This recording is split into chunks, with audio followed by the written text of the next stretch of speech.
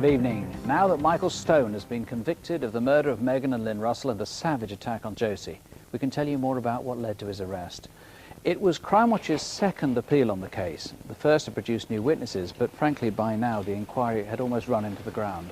So this time we pieced together all the clues about the killer's habits, and specifically we appealed for psychiatrists or anyone who might recognise the patterns of behaviour. One psychiatrist called in, startled by the similarities with a former patient. The name he gave, Michael Stone, was new to the inquiry and immediately caused a flurry of interest. Stone had been seen with blood on his shirt and had burned his clothing from that day, but couldn't explain why. He knew the remote area where the killings had taken place. He had an appalling history of psychopathic violence and specifically attacks with hammers. On an idyllic summer afternoon, he destroyed a happy family of the sort he'd never had himself. Well, the Russell case follows many other shocking crimes solved with help from Crimewatch viewers. So let's see if we can do it again tonight with another case that's made headline news. That is the murder in Cornwall 3 weeks ago today of Lynda Bryant. As you may have seen, Lynda's death might be linked with the stabbing last year of Kate Bushell, the schoolgirl ambushed while walking a dog in Devon. Lynda too had been out walking her dog, and it was her abandoned lurcher that drew attention.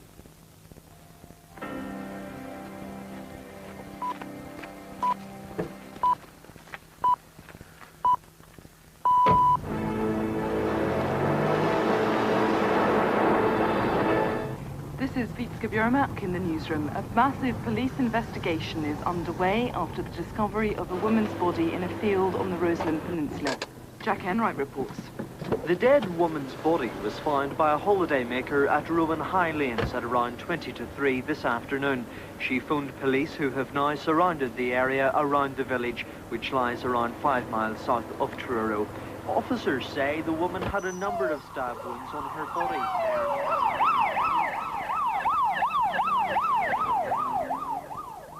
My first idea that something might have been wrong was when I saw a lot of police vans go down the same road that she walked down. And I was very, very shaky. 2 policemen got out of the car and came to the door and told me that Mum had been found dead. Come on, sweetheart. Another day, another dollar. Why can't it be another day, another $1 million? That's what I want to know. Wouldn't mind getting up for work then.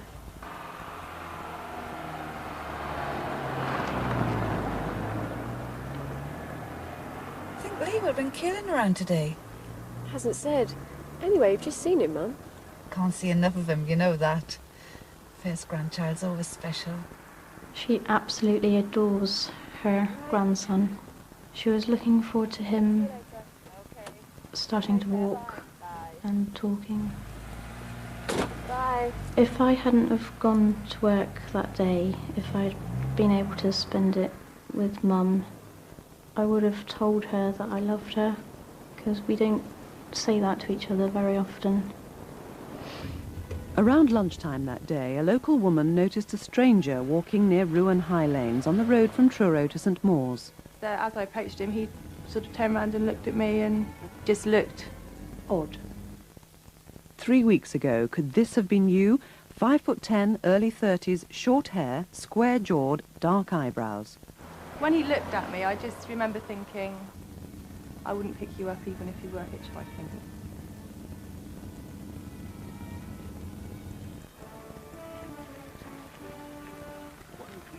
I knew Lynda quite well. I used to go to school with her. She didn't use the garage all that regular. I believe at the time it was about 1 o'clock-ish. Thanks, love. Thank you. I was late paying my petrol bill, so I drove in, and Lynn was just getting into her car then, and I went over to her, and, you know, that week I hadn't seen her for about 3 or 4 months, I suppose. Hi, Lynda. How you doing? Oh, baby seat in the back, I see. Is there something you're trying to tell me? Very funny, Iris. Only kidding. You don't look old enough to be a grandmother. That's why I keep forgetting. Then I was aware of a van coming in, and I thought that because I parked at such an awkward angle, that he couldn't get to the diesel pump to fill up. You say the sweetest things, Iris. But listen, I've got a dash. I'll talk to you later, though, okay? Sure. Better move myself. Be swearing at me soon, him, if I don't let him into the pumps. He was about 50 years old, with a round face and a full bushy brown beard flecked with grey. He appeared to be quite big and seemed to be wearing a waxed green jacket. But he didn't look at me. His eyes were looking towards the road or Lynn's car. And I thought, funny thing. And I remember it because it slowly reversed back towards me here and followed the Sierra down the road. Yeah, very, calculated.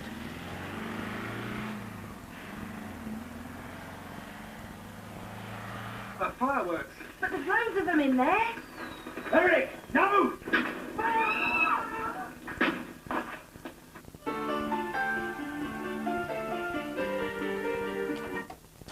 Right. Think I'll just take Jay for a walk. It's your birthday on She never wanted to celebrate her birthday because she never wanted to get older. It seems like they come round quicker every year. Okay, Jay, let's stretch these legs of yours. Come on, girl. Come on. Won't be long. Okay, bye. Jay was a rescue dog and Mum loved her to bits. This is a route which Lynda Bryant took almost every day. Were you in Ruan High Lanes on Tuesday 3 weeks ago, where Lynda walked down towards the Methodist Chapel and then left towards Trewalgar? I've done that walk with her quite a few times. Usually she forced me. But now I'd do anything to walk around there with her again. And were you walking round there at roughly 2 o'clock that Tuesday afternoon? Was this you meeting Lynda with her lurcher on the crossroads near the chapel?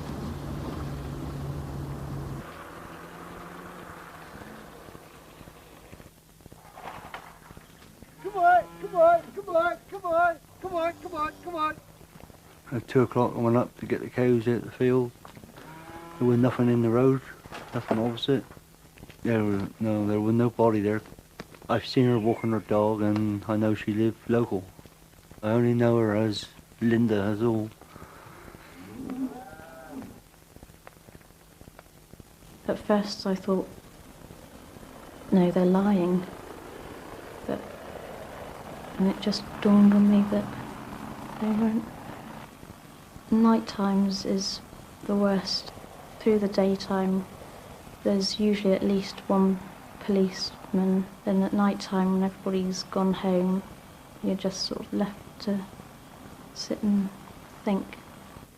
It's a very strange feeling not having Mum there, because sometimes you just think that she's up in the other room or she's gone somewhere and you don't know when she's coming back. Well, Chris Borland, this case has attracted a huge amount of publicity nationally, appalled everyone who's heard about it. Who are you appealing to tonight? Well, Lynda Bryant's killer is clearly a dangerous and violent man who has to be caught. My main appeal is to someone watching who perhaps either knows the killer or has suspicions about someone they live with or work with or live near to. Secondly, I'd like to hear from professional people, perhaps doctors or psychiatrists, who have or have had a patient that they think is probably capable of this violent crime. Well, that plea certainly worked in the Michael Stone case. Now, ironically, it's the year's anniversary this weekend of the murder of Kate Bushell, and the two have been linked. Do you believe seriously that there are links between the two cases? There are distinct possibilities that they are linked, and we're working closely with the Kate Bushell inquiry team. But I would stress that this also could be local in character. Now, you have said, as we saw in the film, that there are a number of people you want to identify, particularly the man in that Maestro van, and I think you've got a bit more information since that film, haven't you? Yes, we've had two important sightings on the Friday and the Saturday before Lynda's death. Most important was a sighting on Saturday the 17th of October when the van was seen in the lay-by near to the Methodist Church, very close to where her body was found. And what about the other two? We saw a number of two other men in the film, but there are two that we didn't see who you'd like to eliminate as well, two other sightings of strangers, perhaps. Yes, one was a man walking across a field in light clothing at about 3 o'clock, away from the A3078, and we know that that's particularly unusual. Now, Her glasses went missing. You haven't found her glasses? No, the glasses that were used in the reconstruction are identical to the ones that Lynda wore on the day. They've not been found, so I'd like to hear from anyone who has any information about those.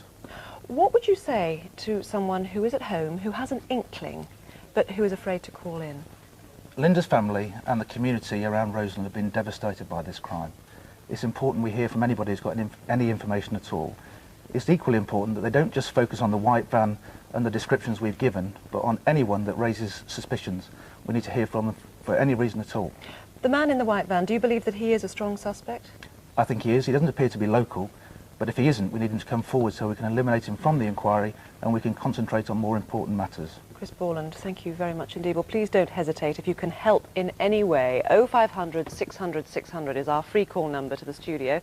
There are many detectives here and other officers are waiting on 01392 451 004. That's Exeter 451 004. 18 months ago, there was a violent robbery at a pub in Well in Hertfordshire. One of the robbers threatened victims with a sawn-off shotgun, and we're now keen to talk to this man, Stephen Barry Fox. He's 29, 5'10", medium build, with a tattoo of a swallow on his neck and a noticeable 3-inch scar on his left cheek. 0500 600 600 or call the incident room on 01707 638 166. That's Potter's Bar 638 166, and there is a reward for a conviction in this case. Or have you seen this man?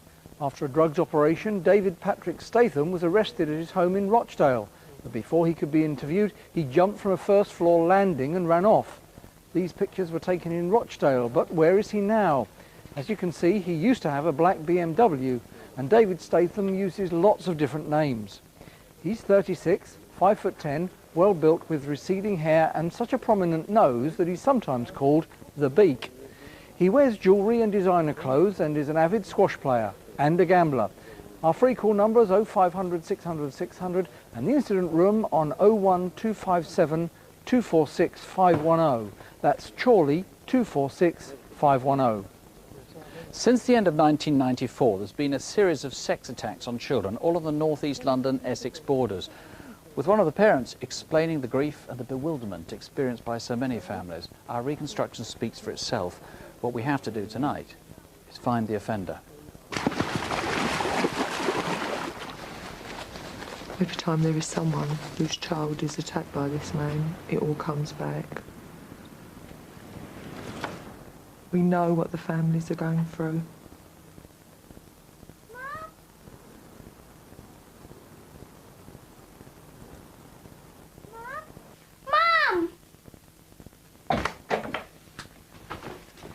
All right, it's all right, darling. It's all right. Mommy's here. And I just don't want any more lives ruined. All right. The first reported case was in November 1994. A 14-year-old was crossing Woodford Public Golf Course on her way to an extra lesson after school.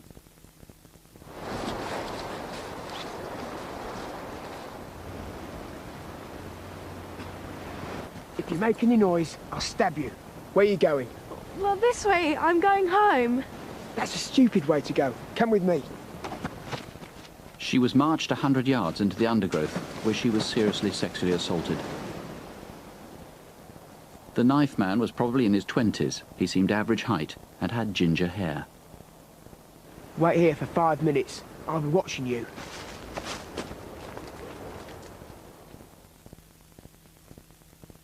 The next case, linked in public tonight for the first time, was 5 months later, in April 1995.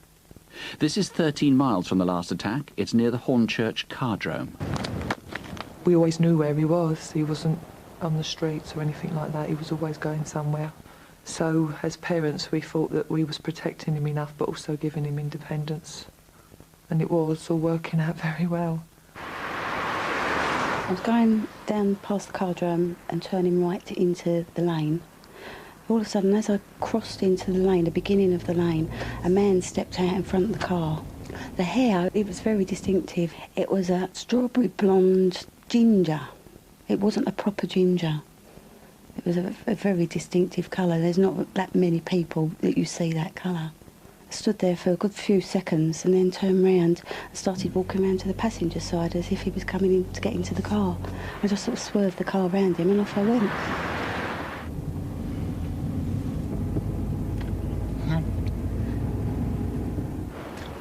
I have an incredibly brave child who's not a child anymore.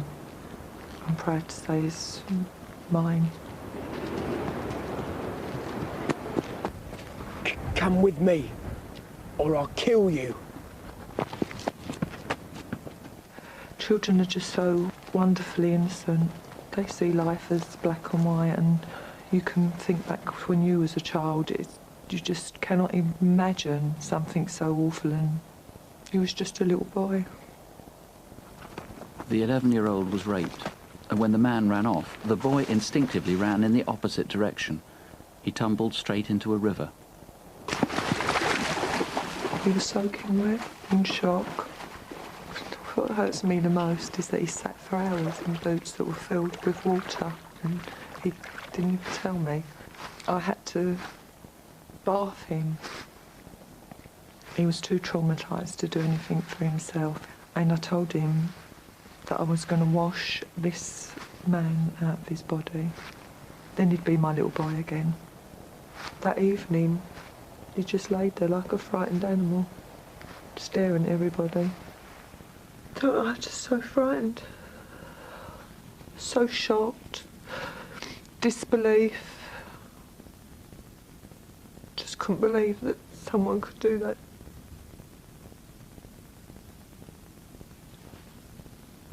When we'd looked after him so well.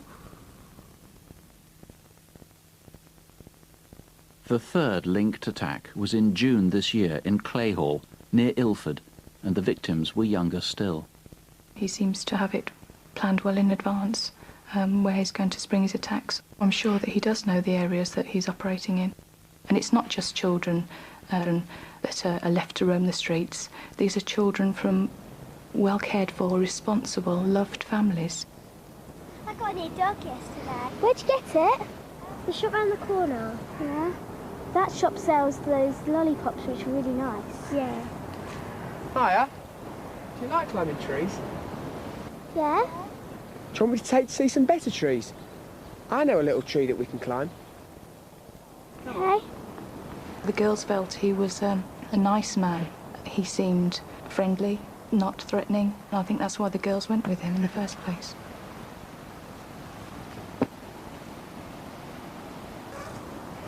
What's your names? Oh, right. They're nice names. I just took the dog for a walk up the forest there. We don't walk very far, we can't, pair of us, we're all getting old. We just walk round by the allotments, about 100 yards before the opening. I see two little girls in front of me. The dog ran up to them, and they patted him. I just thought he was a father taking his two kids for a walk through the forest. It's nothing out of ordinary, you know what I mean? It's possible these were two different girls. Were you out cycling with your daughters in Clayhall on a Monday afternoon in June? Only over there. Come on. It's when they got to the adjacent woods with Claybury Hospital that the girls realised that they really had gone too far. That White House over there, that's the mental hospital, isn't it? No, that's not the hospital. That's it. That's where people get killed. It's a type of a confidence trick. There's something over there. Just over there. No, we've gone too far now. Can we go home now?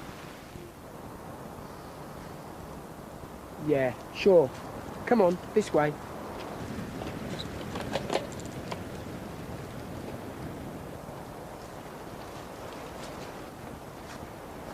Now, I've done you a favour. Can you do me a favour? Come on. The girls obviously felt obliged to do what he asked them to do. It was again, a manipulative thing. I'm pretty sure the girls were completely terrified. I don't think they were in any position to offer any resistance. They were alone in such a horrific assault. This time, the man forced oral sex upon both his little victims. To get home from here, you go straight on and then right. What he actually did to the girls was to strip them of their innocence. They went in there, 2 9-year-old girls, and it's something that I'm sure they'll never forget for the rest of their lives. The attacker, or perhaps it was another cyclist, was seen pedalling back up Pancake Hill.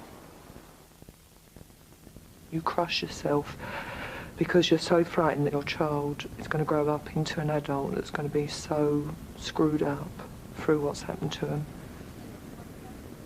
And I wished it had been me and not him. I just wished it had been me. Paul Brown, it's so distressing this. Who specifically are you appealing to? Care workers, principally. We do believe this man has spent some time in care or some form of institution. We've got a second artist's impression, this one done by one of the victims, one of the children. Tell us about his physical appearance. He's ginger-haired, and we've had that all the way through the descriptions. 5'6" to 5'10". He's clean and cared for, clean appearance.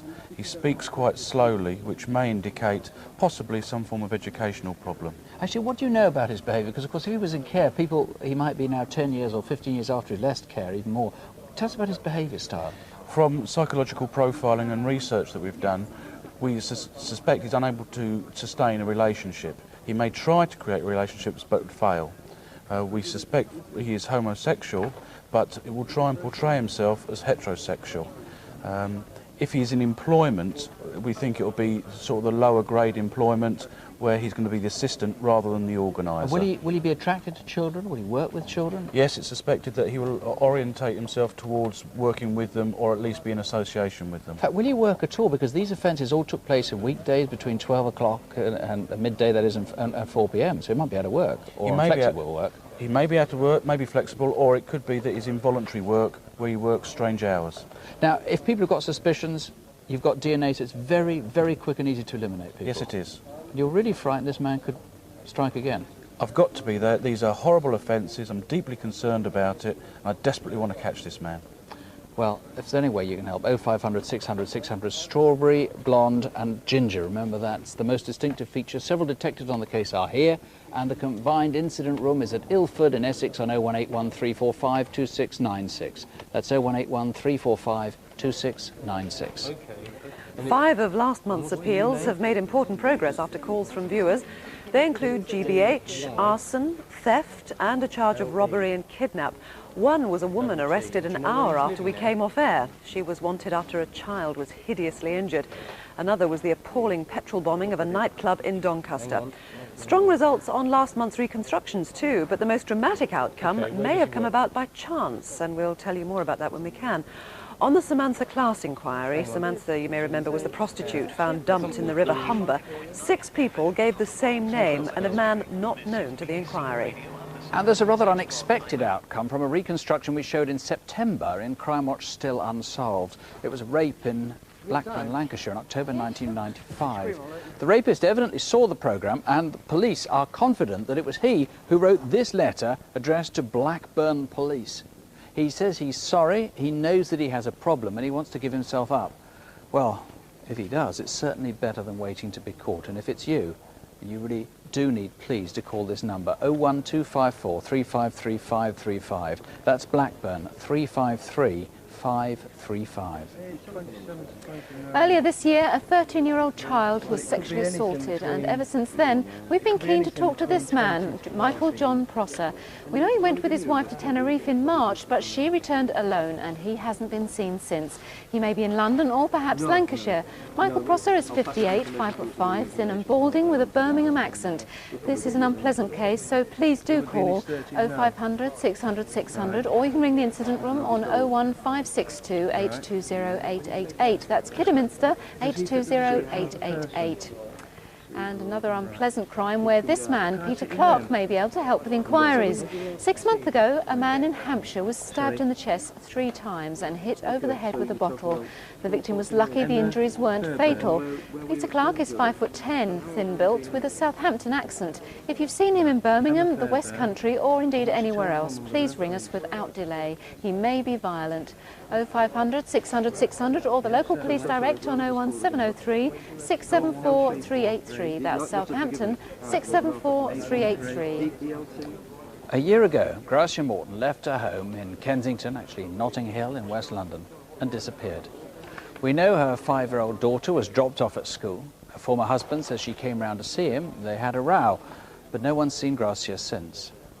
We appealed on this case at the beginning of the year, but now on the anniversary of her disappearance, we're asking for your help again. This is the last that we definitely know about Gracia's movements. It's a video in the hallway of her flat as she left on Wednesday, the 12th of November last year. And this is her husband's home in St Anne's Road off Royal Crescent near the Kensington Hilton Hotel.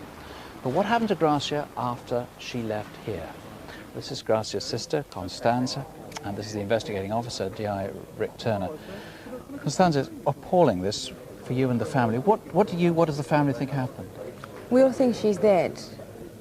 We know the police have to keep an open mind on these things, but certainly all who knew her well believe she's dead, murdered. Rick, you have to keep an open mind, but if she has been murdered, how can viewers help? Obviously, around this area of Notting Hill, near Kensington Hilton, if she was murdered, somebody might have seen something in the street. Yes, anybody who's seen Gracia in and around the address in St Anne's Road, West 11, on that morning of the 12th of November. Last year? Last year. Or in fact, if she has been abducted in that area, then clearly she's got to be removed from that area. So anybody who's seen anything suspicious with a car or any parcel, somebody wrapped up, we would obviously wish to know. Somebody wrapped up in a carpet or something like that? Any sort of material, but yes, a carpet. Quite apart from this Notting Hill area, where else might she have gone? She did have access to a cottage in Stonesfield near Woodstock in Oxfordshire, and obviously that's a route there from the A40 and the M40 to Oxfordshire. Anybody who's seen anybody acting suspiciously around this time on that route. Constanza, appalling for you. How is her daughter doing? How are the rest of them surviving? Well, she's lost her mother, so obviously, you know, you can't exaggerate the magnitude of the loss. And all the adults are obviously still very upset and very frustrated and very distressed. If someone can help tonight, it's going to mean an awful lot to you. It would mean a lot to us and certainly to Celeste, because not only now, but also when she grows up, she understands her mother didn't abandon her. Well, even if it seems a very, very long shot, please give us a call. We have video of Gracia that hasn't been shown in public before. Did you know her? If so, have you any ideas or any suspicions? Did you see her any time around this time last year? And above all, might you have seen her on that morning of Wednesday, the 12th of November last year? If you've any clues at all, do her child and family a favour. 0500 600 600 or call the police direct on 0181 246 0731. That's 0181 246 0731. Well, you've been active on the phones so far this evening, particularly on the Lynda Bryant murder. We've had more than 60 calls. A third of those calls have given names of potential suspects, but not one name has been mentioned twice, so the police have quite a lot to go on there. Stephen Barry Fox, we've had 3 calls about him, and David Statham, 2 calls. Only 1 call so far on those Ilford sex attacks, and 1 name has been put forward in that call.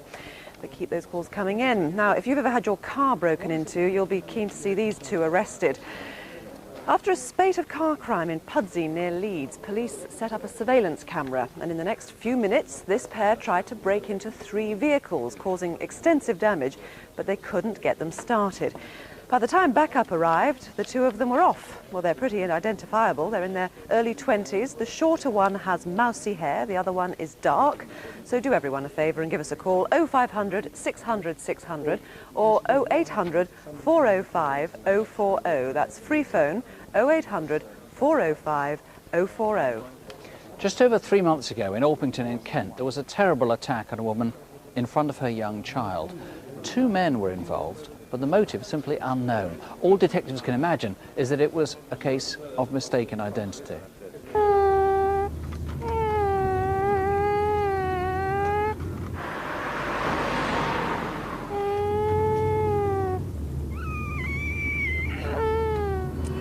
Jack, stop him. Well, you brought him the car. He goes, boom, boom, boom. That's all I get all day long. Carry on.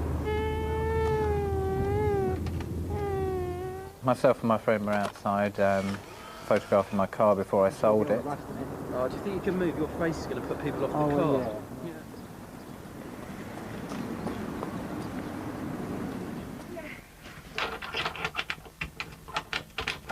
Come on, Jack.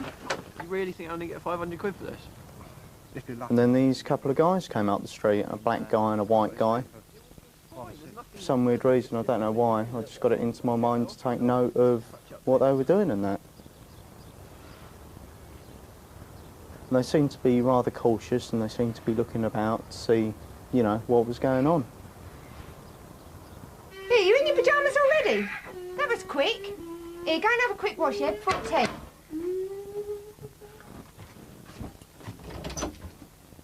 Yeah? Is he in? He had really, really strong, big eyes. He was medium built, very smart. I'd say he was about 5'8", 5'9".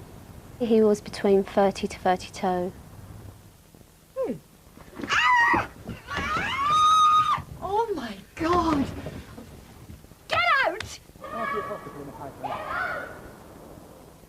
Sometimes I think that I could have done something to him because I was so close to him. But it was my scream, it did frighten him, and that's why he ran. I had the camera in my hands and I thought, do I take a picture? Don't I? If I had taken a picture, they'd have turned on both myself and my friend. Lima 488, adult female stabbing, Buttermere Road, Orpington. Origin 2050, to you at 2055, Papa Sierra. Alright, love, just going to put this round your neck. I was very lucky. If it would have been a fraction deeper, it would have gone to my jugular vein and I might not have survived. Yes, yeah. I can't understand why no one want to hurt me. Some oxygen on. And I keep saying over and over in my mind and I can't come up with any answers. There must have been a motive. It wasn't random. And if it was mistaken identity, who was the intended victim? If you have any idea who this might be, here's the number, 0500 600 600. And incidentally, note the tracksuit trousers. One witness thinks that there were 2 yellow stripes down them, not the usual 3 you get with most in this style. You can call the incident room if you prefer, 0181 284 8012. That's 0181 284 8012.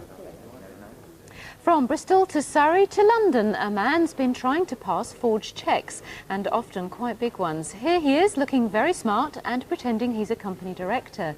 He's 6 foot tall with broad shoulders and balding mousy hair. Remember him, watch out for him, and if you know where he is tonight, please ring now, 0500 600 600, or the local police on 01883 344 789. That's Caterham in Surrey, 344 789. If you're in residential care, you'd expect to get just that, care. But maybe this man thinks otherwise. He was deputy manager of a home for people suffering from severe learning difficulties, who relied on staff like him. After he disappeared, it was discovered that £6,000 had gone missing from a resident's savings. Richard David Reed may have an explanation for what happened. If so, we'd like to hear it. He's fairly distinctive, 20 stone, 5'10", and sports rings on his fingers and ears. He frequents gay bars. He may have tried to find employment in another care home and may still have a Renault 11 TXE registration C780SJU. If you've come across it or him, give us a call on 0500 600 600 or the incident room on 01536 411 411. That's Kettering 411 411. Now, we've had some calls asking to see images of the driver of the white Maestro van in the Lynda Bryant case. People wanted to see that again. Well, here they are. They're 2 different images, but police believe, they're just coming up now, police believe that, that they are of the same man. So there we are. Now, Crimewatch viewers have astonishingly long memories, but how good are you at thinking back to 1984, 14 years ago? Well, new advances in DNA techniques have provided a breakthrough in several investigations into rape. 7 could be linked. A new inquiry team, Operation Quicksilver, has been brought together, and this simple test can quickly identify the culprit. All it needs is a tiny sample taken from the mouth with a little swab like this. It's painless. You just brush the inside of the mouth, it takes a couple of seconds, and it can just as easily eliminate innocent people. So if anything strikes a chord, please ring us straight away. The attacks took place in Milton Keynes, Reading and Leamington Spa, but the first 5 were in Northampton. A friend and I had an argument, so I wasn't in a very good mood. I was a bit upset. So it took me a while to get to sleep. I heard what I thought to be my flatmate come in. There's lots of rustling around downstairs. what I thought to be her went into my son's room. Sensed somebody was by the bedroom door, so I sort of buried myself in the covers a bit more because I didn't want to speak to her. And then I did look round and notice there's a man standing there. I think I just froze. I don't remember his face. The streetlight was on and it's just outside the bedroom window, so the light was catching on the knife and making it shine. He kept calling me by my flatmate's name. I don't know if he really thought that I was her or he'd just seen things in the house. He kept saying things like, I know what school your son goes to. Some of the time I was wondering if he'd killed my son. I thought he was going to kill me. Part of the way through, hoped that he would. I was angry with myself because I couldn't move, couldn't defend myself. It stopped me coming back to a place where I had lots of friends. I think for a long time I wasn't there for my son either. I couldn't accept affection from him or anyone really for a long time. In fact, this was the third in a series, all in Northampton, all in similar terraced houses, all with access through adjoining gardens. A composite picture was now emerging of the suspect. He's black, was then in his mid-teens, sexually inexperienced, was always armed and often agitated. But 6 months later, by October 1986, he'd grown more confident. He stayed and seemed to want to befriend his victim after the attack. The moment I actually realised something was wrong was basically when the hallway lights switched off. Even though he said sorry, it was like a false child's put-on cry. Something to start the conversation, perhaps. He said that he'd seen me around, he liked me, but he didn't think I'd go out with him. And he wanted to know if I did have his child, would I get rid of it? Obviously, whilst he was talking, I was quite safe. He wasn't much taller than me, about 9.5 stone. The eyes were reasonably close together. The ears were small, his jaw wasn't square, it was more an overly round face. Then another 6 months later, less than a mile away, presumably the same man. I was dreaming, and in my dream, it was as if the light went on in the bedroom, and it made me wake up from the dream, but as I opened my eyes, it was completely dark, and then his hands went round my throat. And I knew if I carried on struggling, I knew he'd kill me. So you stop struggling and you just do what you can to save your own life. I thought, I don't want to die. Again, a bizarre conversation, as though this was a normal relationship. He talked about football, and he even arranged at one point to meet me because I was chatting away to him afterwards because I thought if he likes me, he won't want to kill me. And I suppose my impression of him was that he was very dominated by females and he wanted to be the dominant one. Northamptonshire police set up an incident room and a large-scale investigation began. 60 extra uniformed police patrolled the streets at night. But the suspect seemed to disappear. Did the police operation drive him into hiding? Were later victims too scared to report him? Or had he left Northampton? We now know he began to change the focus of his attacks. 2 years later, in the same type of terraced house, there was one in Milton Keynes. Then Reading. Then in Leamington Spa. What was the connection between these towns? And if he stopped in 1990, why? Is he in prison? Is he in a relationship? Or has he now moved somewhere else? I think I just would like to ask him why. And to tell him how it's affected my life. He probably thinks he's got away with it. And for all we know, he might decide to suddenly get up and do it again.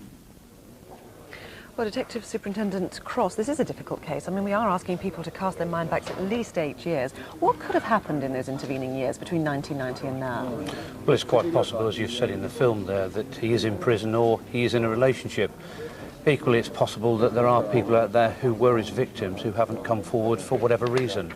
I'd like them, if they could, to look at that film and take some strength from the courage that the victims that we've shown there. So these attacks happened a long time ago, as we've said. Why are you choosing to appeal now? It's only now that we've been able to link one of the 4 offences that happened in Northampton between 1984 and 1987 to the attacks in 1989 in Milton Keynes and 1990 in Reading and Leamington Spa. And in case anybody thinks that's a long time ago, we've got to remember what's happened to these women. They've been attacked in their own homes. They've had to move away from those homes and away from their friends.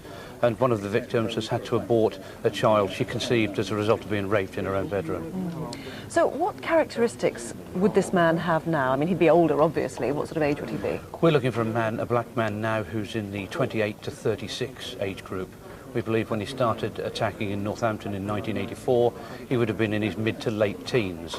We think he would have been a bit of a loner. You've already mentioned in the film the bizarre attempts to strike up relationships. He was not sexually inexperienced because we know that he passed gonorrhea on to 2 of his victims, and in fact to the first victim in 1984. And somebody might recall an individual who's fitting this profile that went for treatment. And what do you make of the pattern and the geography of his attacks, the fact that he moved away from Northampton?